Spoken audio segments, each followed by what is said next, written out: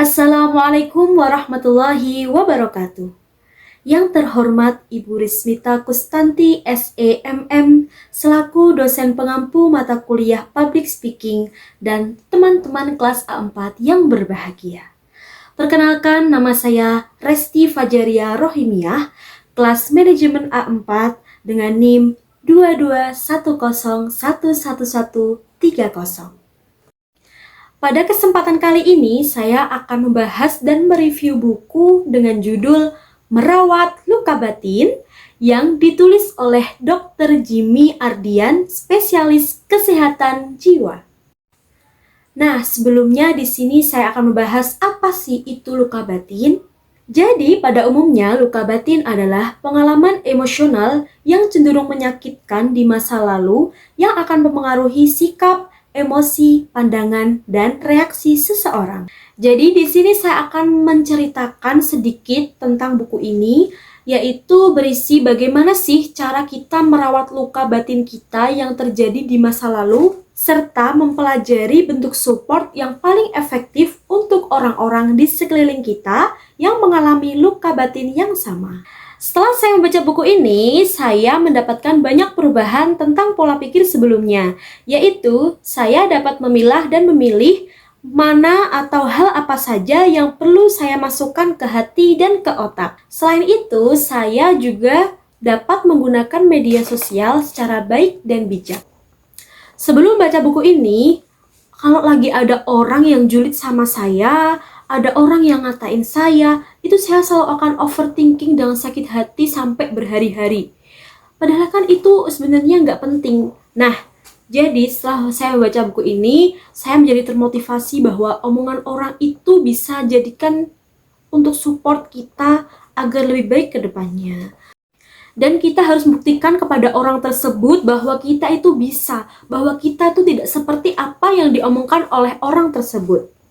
Buku Merawat Luka Batin membahas teori-teori tentang mental issue. Namun, tidak hanya dibahas teori-teorinya saja. Dr. Jimmy juga membahas tentang situasi dan contohnya, sehingga akan relate terhadap hidup kita. Walaupun buku Merawat Luka Batin yang dibahas berat, namun Dr. Jimmy menuliskan dengan bahasa yang ringan dan mudah dipahami. Jadi saat kita sedang membaca buku ini, kita seolah-olah sedang curhat dan ngobrol sama buku ini. Nah, yang saya tangkap dari buku ini yaitu buku ini menyampaikan satu pesan yang sangat dalam, yaitu luka tidak akan bisa hilang. Namun bisa kita terima dan rawat baik-baik supaya luka tersebut tidak membuat kita terpuruk dan bisa menerima keadaan kita sebaik-baiknya. Jadi buat kalian yang lagi bingung, lagi sedih, dan butuh teman curhat, kalian bisa baca buku Merawat Luka Batin ini ya. Nah, itu tadi sedikit review dan gambaran mengenai buku Merawat Luka Batin. Dikarenakan buku ini ada beberapa bab dan tidak mungkin saya menjelaskan babnya satu persatu, di sini saya akan hanya menyorot satu bab, yaitu ada di bab 4 dengan tema Menerangi Gelapnya Pikiran dan Perasaan. Dalam bab ini, kita akan diajarkan cara belajar berpikir realistis dan sehat. Setelah itu, ada latihan mencatat pikiran sesuai dengan berikut ini. Lalu, ada latihan melihat kenyamanan dan latihan mengurangi mengharuskan sesuatu.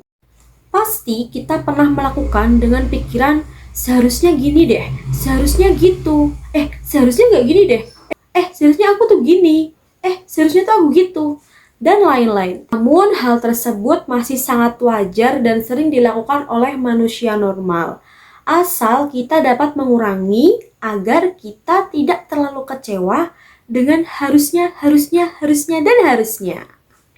Selanjutnya di sini kita ada latihan memaafkan diri sendiri. Terkadang tanpa disadari kita seringkali jahat terhadap diri kita sendiri. Kita seringkali menyalahkan diri kita sendiri. Maka dari itu kita harus berlatih untuk memaafkan diri sendiri supaya tidak terjadi luka batin dalam diri ini. Nah, jika kalian membaca buku Merawat Luka Batin ini, kalian akan diajarkan lebih dalam dan akan ada terapi-terapi khusus yang ditulis oleh Dr. Jimmy supaya kalian itu bisa merawat luka batin kalian, supaya kalian tidak terus-terus menyalahkan diri kalian sendiri. Kalian jangan mengabaikan luka batin. Banyak yang bilang luka emosional itu nggak penting. Yang penting itu luka fisik. Luka emosional ya udah tinggalin aja, di skip aja, nggak penting. Ya udah kita menjalani kehidupan kita seperti kita baik-baik saja. Jangan ya Dek ya. Tidak boleh. Kita tidak boleh fake dalam kehidupan kita sendiri. Pokoknya jangan. Intinya, ibarat kita sakit patah tulang, kalau nggak dirawat dengan baik, kita akan infeksi, akan tambah sakit, akan susah juga untuk kembali seperti semula. Bahkan sampai menyebabkan kematian. Lalu untuk orang yang sedang sakit patah hati, ia pekerjaannya terbengkalai, nangis tiap malam, nggak bisa tidur. Kayaknya tuh hidup tuh kayak menyakitkan banget gitu loh. Sakit hati pun kalau nggak dirawat dengan benar, ya kita juga tidak bisa melakukan kegiatan sehari-hari. Nah kan ternyata efeknya sama aja. Bahwasanya orang yang sakit patah tulang sama saja dengan orang yang sakit patah hati. Jadi untuk kalian yang masih mengabaikan rasa sakit emosional, kalian jangan sekali-sekali abai. Hati-hati kalau sudah sampai di tahap kita harus minum obat. Hati-hati. Maka dari itu, sebelum terlambat, mari kita merawat luka batin dalam diri kita ini. Jangan sampai kalian mengabaikan rasa sakit emosional ya. Nah, itu tadi yang bisa saya sampaikan dari hasil review dan isi serta kesimpulan dari buku Merawat Luka Batin. Jika ada kesalahan dan kekurangan, saya mohon maaf yang sebesar-besarnya. Terima kasih. Wassalamualaikum warahmatullahi wabarakatuh.